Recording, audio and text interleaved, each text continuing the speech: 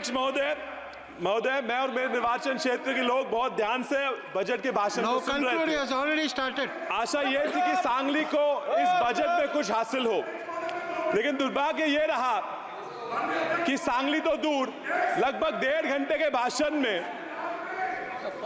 एक बार भी मेरे राज्य महाराष्ट्र का नाम नहीं लिया गया। असम और बिहार के नदियों में आने वाली बाढ़ की बात की गई, लेकिन महाराष्ट्र में भी बाढ़ आते हैं, लेकिन महाराष्ट्र में बाढ़ और उससे होने वाली जान और माल के नुकसान की हानि की बात अर्थमंत्री जी ने नहीं की। आंध्र के अमरावती की बात की गई, उनको हजारों करोड़ रुपए का फंड दिया गया, लेकिन महाराष्ट्र में भी अमरावती आती है, उसका जिक्र न किया गया। सांगली जो मेरा निर्वाचन क्षेत्र है, वो भी चाहता है कि स्मार्ट सिटी में उसका समाविष्ट हो, उसका ना स्मार्ट सिटी में समाविष्ट हुआ, न वहां हवाई अड्डे के लिए कोई निधि दिया गया। बिहार के सिंचाई योजनाओं के लिए AIBP और PMKSY से निधि देने की बात की गई, लेकिन मेरे महाराष्ट्र में, मेरे सांगली में विस्तारित महिषार और विस्तारित टेम्बू प्रकल्पों के लिए AIBP से निधि देने के लिए अर्थ मंत्री को कोई जरूरत महसूस नहीं हुई। महोदय, भारत के टैक्स का 37% हिस्सा यह महाराष्ट्र से आता है। भारत की GDP का 14% हिस्सा यह महाराष्ट्र देता है। सरकार का लक्ष्य है कि 5 ट्रिलियन की इकोनॉमी बनाएंगे। 5 ट्रिलियन की इकोनॉमी बनाने के लिए अगर भारत का महाराष्ट्र से 1 ट्रिलियन की इकोनॉमी ना बने तो ये 5 ट्रिलियन मुमकिन नहीं है। महाराष्ट्र के विकास के बिना इस भारत राष्ट्र का विकास होना नामुमकिन है। मैं महाराष्ट्र के एक स्टेट एंथम, जो हमारा राज्य गान है, उससे एक लाइन आपको बताता हूं। दारिद्र्याच्या उन्हात शिजला, निढळाच्या घामाने भिजला, देश गौरवासाठी झिजला, दिल्लीचे ही तख्त राखितो महाराष्ट्र माझा। इतिहास गवाह है सर कि दिल्ली का तख्त सलामत रखने की जिम्मेदारी महाराष्ट्र लेता था, लेता है और लेता रहेगा, फिर चाहे वो आर्थिक हो, सामाजिक हो, साहित्यिक हो या राजनीतिक हो। ये जो सरकार बनी है, इसको सलामत रखने का काम भी महाराष्ट्र ने उनको 17 सांसद देके किया है। अब महाराष्ट्र को हमें भूल जाओ, हमारी तरफ मत देखो, लेकिन उन 17 सांसदों को देख के तो महाराष्ट्र के लिए कुछ तो देना चाहिए था।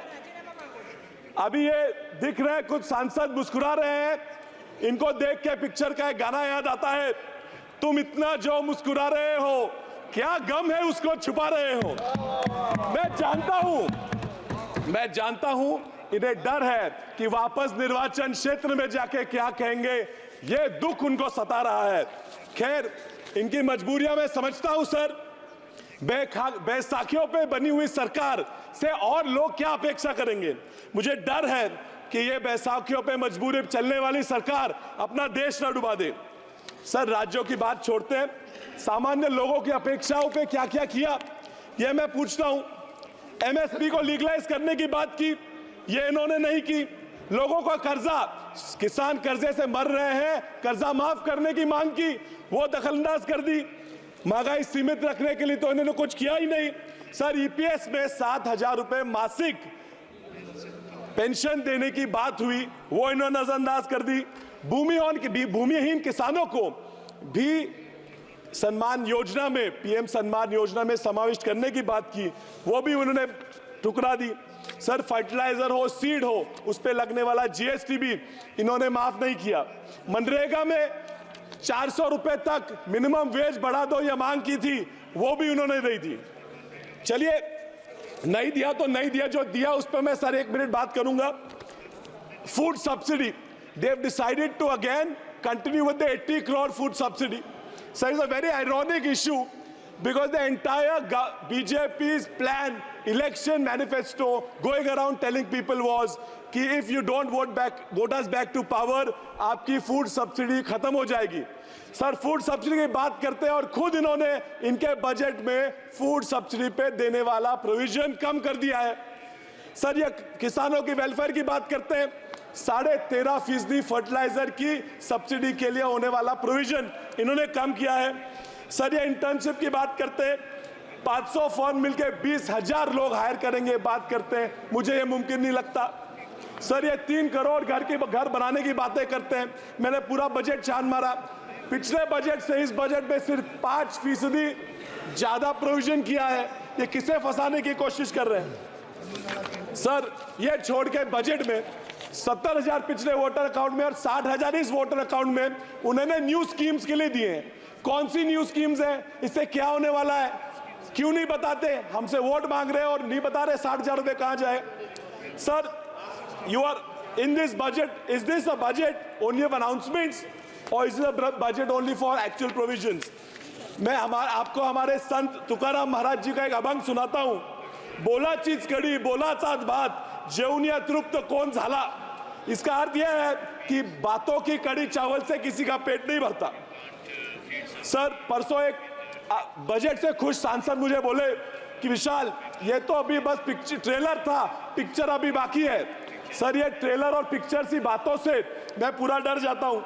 परसों बीवी बोली एक ट्रेलर देख लिया पिक्चर का और पिक्चर दिखाने मुझे ले गई।